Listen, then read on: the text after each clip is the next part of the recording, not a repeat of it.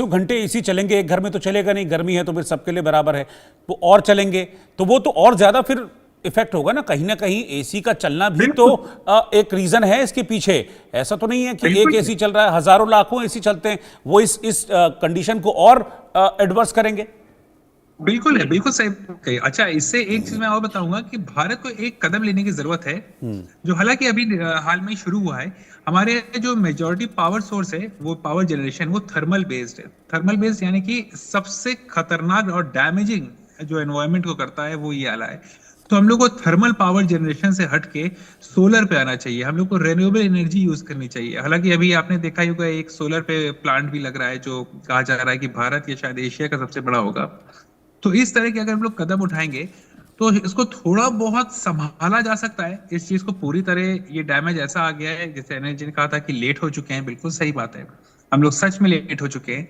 और अब देखिएगा 2025 2024 हमने देखा ही था, 25 अब देखिएगा क्या होता है।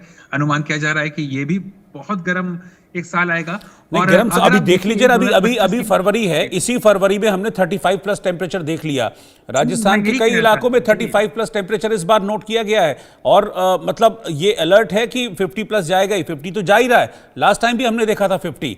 एक स्टडी बल्कि मैं पढ़ रहा था, उसमें ये बताया गया था कि अगर इसी स्पीड से हम बढ़ते रहे, ऐसे ही कार्बन उत्सर्जन होता रहा, ऐसे ही प्रकृति का दोहन होता रहा, तो एक दिन 70 डिग्री पर पहुंच जाएंगे हम। बिल्कुल। और मैं इस समय अभी प्रयागराज में हूँ और मैं एकदम खुले मैदान में हूँ। मैं यहाँ पे देख सकता हूँ कि बहुत सारे लोग हैं, जो मेजोरिटी में हैं, वो एकदम जैसे लग रहा है कि गर्मी का मौसम सा है। यहाँ की रातें, फरवरी का मौसम है, मतलब फरवरी का महीना चल रहा है। हमें याद है फरवरी के महीने में ठंड बोली जाती थी। हम्म। तो इस समय कोई ऐसा नजारा नहीं दिख रहा है पूरे भारत में या जगह, स्पेशली मैं अपने स्टेट की, यहाँ यूपी की बात करूं। तो ये क्लाइमेट चेंज का एक असर हर जगह दिख रहा है और ये दिखने लगा है। और इसको संभाला जा सकता है, इसको सही नहीं किया जा सकता है। सही होने में कई कई लाखों करोड़ों वर्ष लग जाएंगे। एक अनुमान ये भी है कि 25 करोड़ साल के बाद धरती पूरी तरह से नष्ट हो चुकी होगी। अब आगे देखने वाली चीज है कि कहाँ कहाँ क्या चीजें होती हैं जी। अच्छा अच्छा अनिल जी, एक चीज़ और, बल्कि आप ठीक कह रहे हैं कि इसका असर दिखने लगा है। मैं भी जम्मू कश्मीर की बात कर रहा हूँ। कश्मीर में हर साल विंटर गेम्स होते हैं, लेकिन इस बार क्योंकि बर्फ वहां पर इतनी नहीं थी, तो विंटर गेम्स नहीं हो पाए। मतलब सालों का जो एक चलन था वो टूट गया। और ये प्रकृति ने हमको संकेत दिया है कि तुम देखो, जो मुझे दे रहे हो मैं वही रिवर्ट कर रही हूं तुमको। सर, अगर आप JNK की बात कर रहे, मैंने अभी हिमाचल की हालत देखी है। जितनी खड्डे हैं उनमें पानी नहीं है। पहले स्नोफॉल शुरू होता था, अगर आपको याद हो तो सितंबर के आसपास स्नोफॉल शुरू हो जाता था और ये चलता था मार्च अप्रैल तक। तो जो सितंबर से स्नोफॉल शुरू होता था, बर्फ जम जाती थी और इतनी आसानी से पिघलती नहीं थी। अब की बार जो स्नोफॉल हमारा शुरू हुआ है, ये दिसंबर के बाद शुरू हुआ है।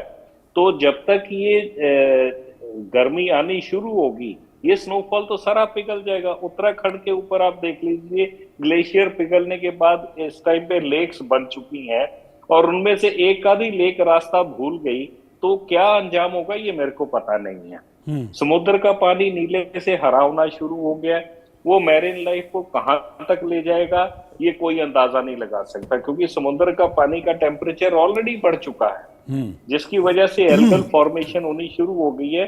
और एल्गल फॉर्मेशन मैरिन लाइफ पे इम्पैक्ट डालेगी। मैरिन लाइफ पे इम्पैक्ट आएगा तो आपके फूड, जो मैरिन फूड खाते हैं उनके ऊपर इम्पैक्ट आएगा। तो ये सोच के डर लगता है कि क्या हालात होने वाले हैं। हमने अभी भी, पहले हमारी जो थर्मल पावर जनरेशन थी वो लगभग 70% की इंडिया में, अब हमने 70% से बढ़ के 80% कर दी है। कहते तो हैं हम नेट जीरो की तरफ जाएंगे। यूएस ने पेरिस कन्वेंशन से हाथ वापस खींच लिया, वो कहता मैं किसी को नहीं मानता। हमने 70% से 80% अपनी जो है थर्मल पावर जनरेशन बढ़ा दी है। अगर हम जोधपुर के सोलर पावर प्लांट जिसकी बात कर रहे थे मिलिंद जी, उसका ट्रैक रिकॉर्ड उठा के देखें तो वहां 5% जो है टेम्परेचर ऑलरेडी बढ़ चुका है और आसपास की वेजिटेशन बिल्कुल खत्म हो चुकी है। तो कुल मिला के हमें एक बड़ी बैलेंस्ड अप्रोच लेनी पड़ेगी, क्योंकि इतने बड़े बड़े प्लांट लगाने से हम क्या कर रहे हैं, हम टेम्परेचर को और इंक्रीज कर रहे हैं। तो there has to be balanced approach. किसी ने आज तक मेरे को मिलिंद जी करेक्ट कर दे अगर मैं गलत हूं, सोलर पावर के जो फ्लोटिंग प्लांट्स लगे हैं उनके नीचे भी पानी का टेम्परेचर वो बढ़ गया और उसका इम्पैक्ट उसकी मैरिन लाइफ पे भी आ रहा है। तो हम एक भेड़ चाल की तरह हर चीज को लेके चलते हैं।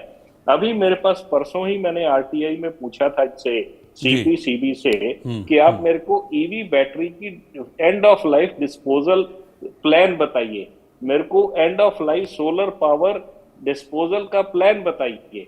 इनके पास कुछ नहीं है।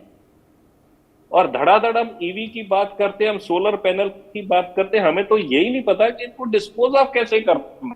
आज दिल्ली के चारों तरफ या चंडीगढ़ चले जाइए, किसी भी सिटी में चले जाइए, आपको कूड़े के पहाड़ मिलते हैं। आने वाले दिनों में आपको बैटरी के और सोलर पैनल के पहाड़ मिलेंगे। तो हम लोग जो है एक भेड़चाल की तरह चलते जा रहे हैं बिना सॉल्यूशन को सोचे हुए। एक किसी ने नारा दिया तो चल दिए, उसके पीछे लग गए। क्या हमारा अपना दिमाग नहीं है? बिल्कुल। एज अ नेशन हमें सोचना पड़ेगा कि हम आने वाली जनरेशन को कौन सी धरती दे के जाएंगे। हमें क्या मिला था? आज ही मैं एक किसी जगह ट्वीट लिख रहा था, जब हम बच्चे थे तो हर शहर में और गांव में